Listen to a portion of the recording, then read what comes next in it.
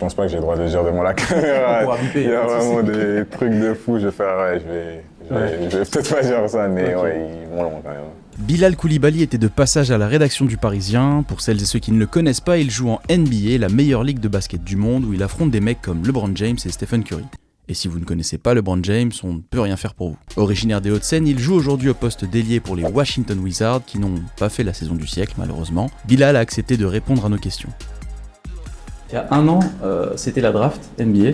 With the 7th pick in the 2023 NBA draft, the Indiana Pacers select Bilal Koulibaly. Et c'est là que tu as débuté ta carrière en NBA. Quel souvenir tu as de ce moment? Être là avec ma famille, à la table, la main d'Adam Silver, etc. Ouais, voilà, tout un peu les moments mythiques, on va dire, de la draft. Ouais, c'était vraiment que des bons moments.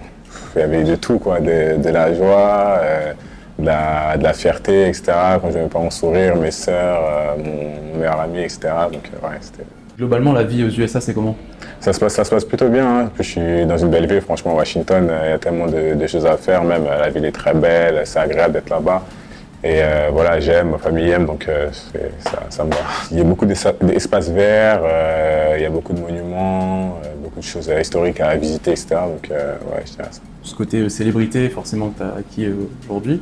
Qu'est-ce que toi, déjà, ça te fait et aussi, qu'est-ce que ça fait à tes proches? Déjà, ils sont très contents pour moi. Hein. C'était toute l'année. Franchement, ils venaient à Washington. Chaque match, ils étaient de plus en plus contents d'aller au match. Donc, voilà, ils sont quand même un peu inquiets pour moi quand je reviens en France. Ils disaient fais attention, sors pas, fais pas ça, nanana et tout. Mais je sais que c'est juste par amour. Donc, non, moi, je reviens, je suis un peu low-key. Je vais chez ma famille, etc. Je suis tranquille. Donc, aller au cinéma avec les potes, bon, c'est fini hein, presque. Hein. Donc, il va falloir avoir notre propre cinéma bientôt. Quel bilan du coup tu fais de cette première saison NBA? Je veux dire que c'était une saison correcte, on va dire, un peu d'adaptation, etc. Avec des stats plutôt normales, un bon temps de jeu. Donc, ouais. On va dire le moment le plus difficile, c'était peut-être le match contre New Orleans, contre Brandon Ingram qui avait été juste trop fort. Il avait été vraiment trop fort. Je défendais plutôt bien, mais il mettait quand même les tirs par-dessus moi, etc. Donc je me disais, ouais.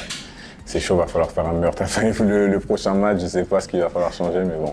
Tout n'était pas sur moi, mais j'en ai fait une bonne partie quand même. Comment tu te situes par rapport à au trash talk? Parce qu'on sait que c'est quand même partie intégrante de la culture, sur le parquet et tout ça. Est-ce que toi tu te définis comme un trash talker? Comment tu réponds? Ouais, je réponds quand même, on va pas se mentir, ouais, je réponds. De toute façon, il faut montrer du caractère, sinon on se fait un peu marcher dessus, etc. Donc, ouais, et puis c'est bien, quoi, ça. Parfois ça te motive et tout. Et des fois c'est même des gars sur le banc quoi, qui jouent pas du match, qui vont te dire des trucs et tu dis non mais franchement je vais pas prendre le temps de répondre à ces gars-là. Donc ouais, c'est arrivé quasiment toute l'année on va dire. Look at Steph. Steph doesn't know what to do with himself. Qu'est-ce que tu as déjà pu entendre comme phrase? Je pense pas que j'ai le droit de dire devant la caméra. Il y a vraiment des trucs de fou, je vais faire, je vais peut-être pas dire ça, mais okay. Ouais, ils vont loin quand même. Tu portes le numéro 0. Pourquoi avoir choisi du coup le numéro 0? À la base, je voulais le numéro 3 l'année dernière, mais il y a quelqu'un qui l'avait le numéro. Du coup, j'ai dû prendre le numéro 0. En fait, j'ai même pas dû le prendre, c'est juste, j'avais pas d'idée. Je me suis dit, 0 idée, numéro 0, c'est parti. Et okay. Voilà, c'est comme ça que j'ai fait. Koulibaly to the basket. Merci beaucoup, young fella. Et qu'est-ce que ça te fait toi au final aujourd'hui d'être sur le parquet avec LeBron James ou peut-être aussi Stephen Curry? Ça me fait, ouais, c'est très spécial, hein, c'est très spécial. Même l'année dernière, c'est des matchs que je regardais, etc. Sans vraiment, au début de l'année, sans vraiment avoir pour optique de me dire l'année prochaine je vais contre lui, etc. Donc ouais, c'est beau quoi. Quand tu arrives sur le terrain, tu checkes la main de Steph Curry, Kyrie, tous les gars comme ça, c'est beau. Je vois que tu portes une veste avec indiqué Dunk Champ. Est-ce que pour toi c'est un but de participer au Slam Dunk en NBA? Ça pourrait être un but plus tard, peut-être pas maintenant, mais ouais, il faudrait que je développe un peu des tricks et tout, donc une fois que j'aurai ça, ce serait stylé de participer. C'est déjà pas mal quand même, parce que tu as posté un rider sur... Ouais, c'est vrai. J'en ai quelques-uns, mais bon, rider, t'es pas champion avec un rider, donc ouais. Quand on te parle de l'équipe de France, qu'est-ce que ça t'évoque? C'est quelque chose que je regarde depuis petit, les matchs de l'équipe de France, etc. Donc, ouais, ce serait une fierté d'être dans l'équipe. Concrètement, toi, qu'est-ce que tu vas apporter à cette équipe de France? Je pense déjà à l'aspect défensif. Je pense qu'on a un peu à la recherche de ça cette année. Donc, je pense qu'on peut faire une très bonne équipe défensivement. Et voilà, quoi. Après, mon jeu rapide, la relance, etc. C'est aller prendre des rebonds, etc. Tous le petit taf à faire, je pense que je peux le faire. Je connaissais bien évidemment Victor. Victor, c'est quelqu'un avec qui j'ai énormément parlé, on va dire, l'année dernière, cette année, etc.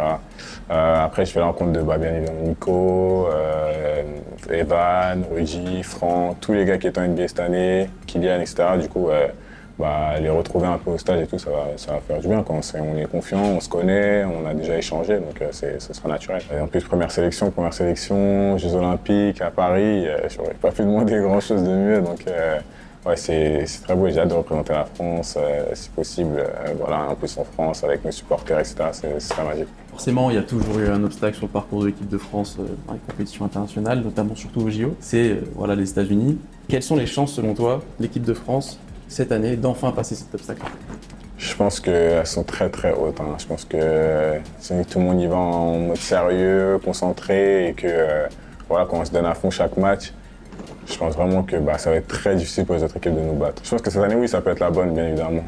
Si on y va, c'est vraiment pour gagner, etc. Donc je pense que cette année, ça va clairement être la bonne avec l'équipe, la défense qu'on pourra avoir, etc.